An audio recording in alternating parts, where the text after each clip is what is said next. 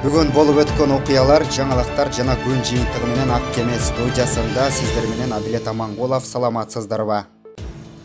Манас эл аралык аэропорту кечээ 12-июлда Аэрофлот авиакомпаниясынан Москва-Бишкек багыты боюнча чартердик каттамын тосуп алды. Бул тууралуу республикалык штабтан кабарлашты. Кыргыз өлкөсүнө Орусиядан 426 кыргыз жараны кайтып келди. Алардын арасында балдар дагы бар. Алардын арасында Орусиянын жогорку окуу жайларында окуган студенттер, төрөтү жакындап калган кош бойлуулар жана балалуу аялдар, ошондой эле мекенине чукул түрдө кайтышы керек болгон себеби бар жарандар, мисалы оор илдеттери барлар, жакында эле хирургиялык операция жасаткандар, жакындарынын кайтыш болушу жана башка оор турмуш кырдаалына кабылгандар кайтып келишти. Бул каттам менен ошондой эле Орусиядагы мекендештердин арасынан 45 практик дарыгер жана мед кызматкер коронавирус инфекциясы жана өпкөнүн сезгениши менен ооруп жаткан бейтаптарды дарылап жаткан кыргыз кызматкерлерине чың ыкласынан жардам берүүгө кошулуу үчүн келишти. Буга чейин 5-июлда Орусияда иштеген кыргыз дарыгерлери Борбор калаадагы кесиптештерине жардам берүү үчүн өз ыктыярлары менен келгени кабарланган. Бишкекке Москвадан дарыгер жана мед кызматкерлердин экинчи тобу учуп келгенин республикалык штабтан кабарлашкан. Бирок аларды аэропорттон эч ким тосуп албай койгонун Шахмат Федерациясынын вице-президенти Жаныбек Асанбеков социалдык тармактагы баракчасына жазып чыкты.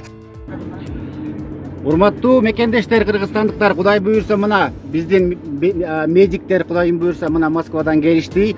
Эч сарсана болбоңуздар, баары Кудай буйрса жакшы болот. Барыңыздарға қош келіпсіздер, сіздерге чоң рахмат. Ошол алыстан ушул жака өзүбүздүн мекенибизге, биздин элге, жерге жардам беребиз деп. Эжеке, сиз кичине сүйлөп кетесизби? Саламатсыздарбы, урматтуу мекендештер. Биз силердин ушу эмеңерге тең бөлүшүп силерге жардам бергени келдик. Кыргыз элибизге не дейм, баарыбызга ден соолук, ушул апат батыраак жок болуп кетсин. Мы вместе сила. Рахмат. Эме, сиздердин негизи баягы вице-премьер-министр ким, Мадумаров тосуп алмакта силерди, Жанар Акаев. Алар эмнеге келген жок? Алтынбек Сулайманов. Шайлоонун алдында урматтуу депутаттар, келебиз тосуп алабыз деп коюп, эмне тосуп албайсыңар? Кудайга шүгүр, биз билгендей эле келип турубуз аэропортко. Биз чет элдик көлүктөрдү алып келгенбиз ушул. Таштап коеюн деп. Жарым саат турдуңуздарбы? 2,5 саат.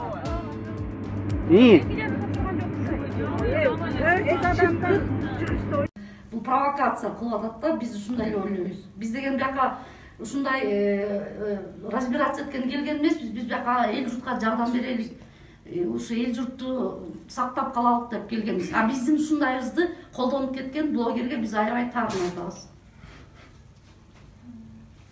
Ошол айткан сөздөргө толугу менен кошулабыз. Баарыбыздын пикирибиз бир.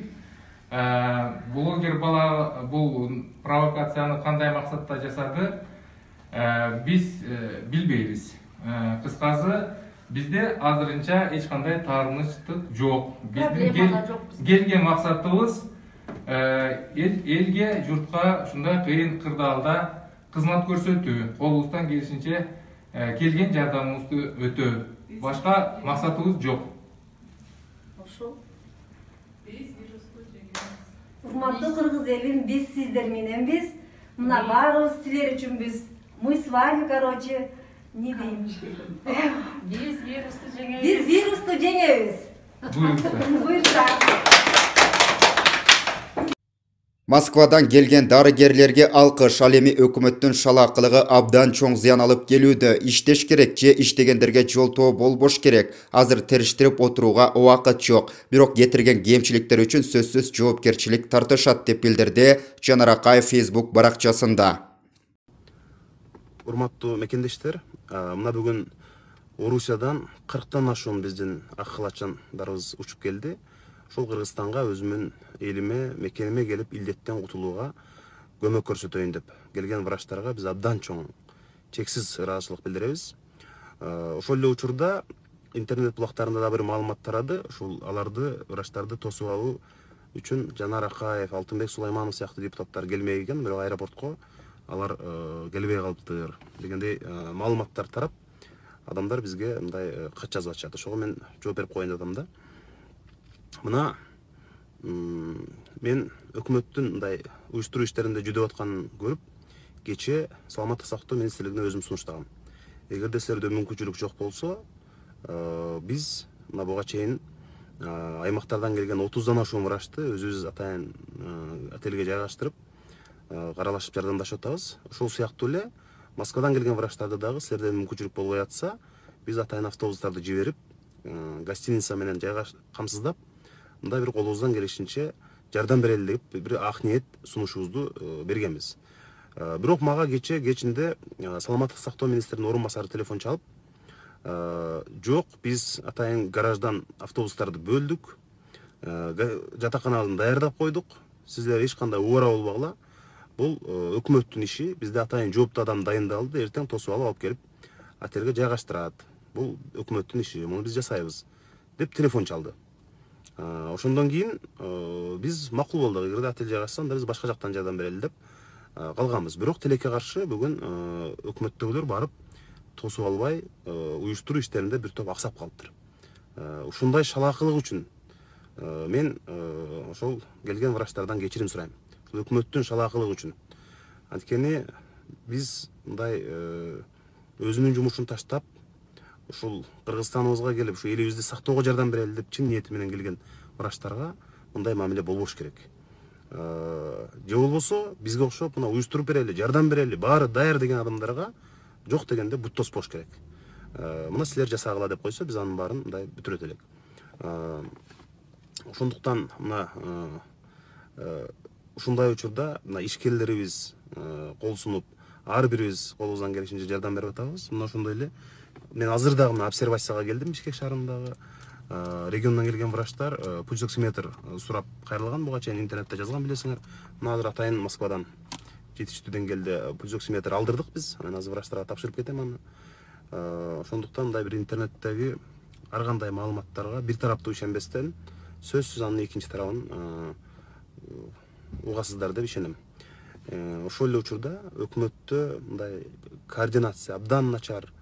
Ошол эми врачтардын өтө чоң даттануулар, арыздар түшүп атат. Эми ошонун бардыгын биз азыр сүрүштүрүп, териштирип отурууга дагы убакыт жок. Бирок муну өз кезегинде биз сөзсүз түрдө шалаакылык кетиргендерди жазалай турган убакыт сөзсүз келет. Ошондуктан азыр ушул тапта адамдар тилекке каршы каза болуп аткан учурда биз бири-бирибизди мындай каралап отуруунун ордуна ар ким колунан келишинче күн түн дебей көмөк көрсөтүшүбүз керек деп ойлойм. Ошондой эле депутат Алтынбек Сулайманов аты да аталып атат. Ал кишинин таптакыр бул иштен кабары да жок, тиешеси да жок. Ал киши дагы өзүнүн колунан келишинче врачтарга кам көрүп, жайгаштырып, каражатын бөлүп чуркап жүрөт. Ошондуктан мындай бир негизсиз сындардан, каралоордон алыс болушубуз керек деп ойлойм. Мына азыр саламаттык сактоо министринин орун басары келип, өкмөттүн атынан врачтардан кечирим сурап, шалаакылык кетиргенин мойнуна алып анан кетишти. Бул сиздер үчүн маалымат үчүн рахмат. Жагымдуу жаңылык 13 июльдан Москвада маска режими токтотулат. Эпидемиологиялык абалды жакшыртуу көчөлөрдө маскаларды кийүүдөн баш тартууга мүмкүндүк берди. Ошол эле учурда коомдук транспортто, медициналык жайларда, дүкөндөрдө жана башка коомдук жайларда бет кап жана кол кап кийүү зарылдыгы али бар.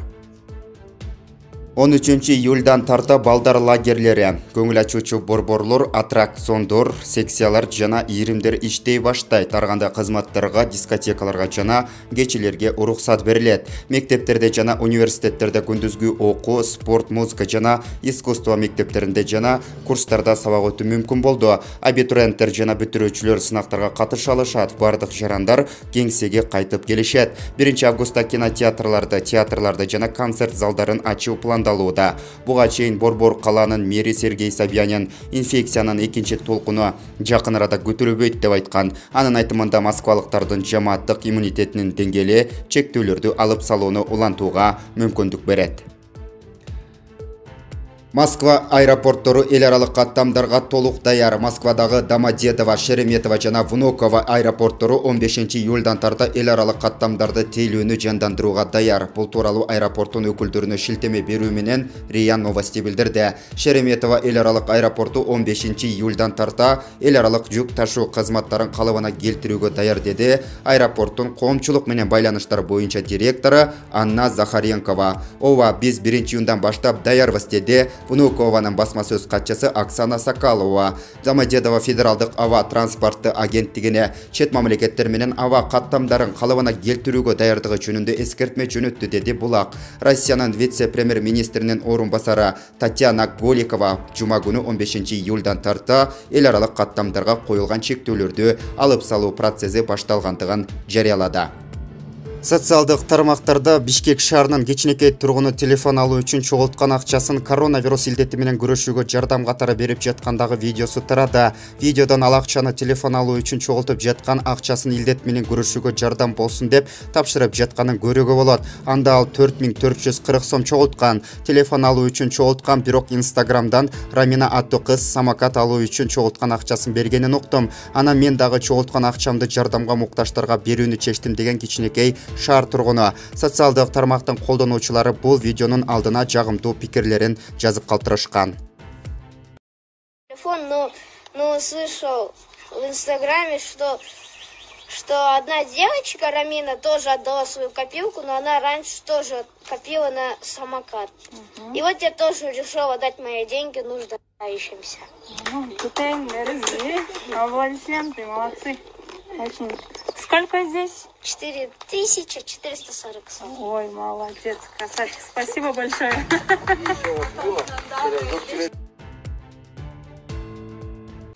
Биздин каналга катталып колдоо көрсөтүп коюңуздар. Ак кеме студиясынан ыраазычылык билдирип, сиздер менен кайрадан көрүшкөнчө саламатта болуңуздар.